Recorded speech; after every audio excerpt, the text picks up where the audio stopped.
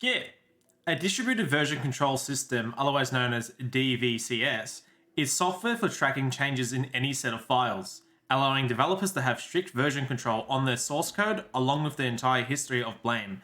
Blame being who wrote, modified, or removed source code. Alright, head over to the download page of Git SEM, the link found below in the description, and download the 64-bit version of the standalone installer. Once downloaded, open the executable and click Next.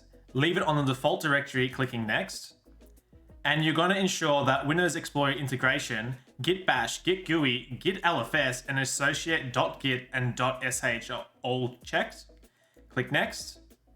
Click Next. In the drop-down menu, you're going to select Use VS Code as Git's default editor. Click Next. Override the default branch name to main. Click Next.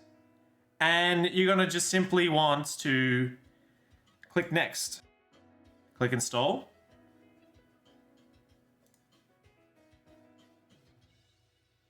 If your process stalls after getting to the running post install script, simply give it a minute or open up Task Manager and end the process.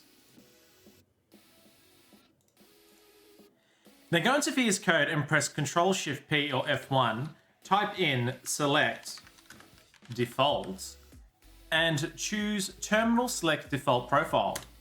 Here you're going to press Git Bash and we're done.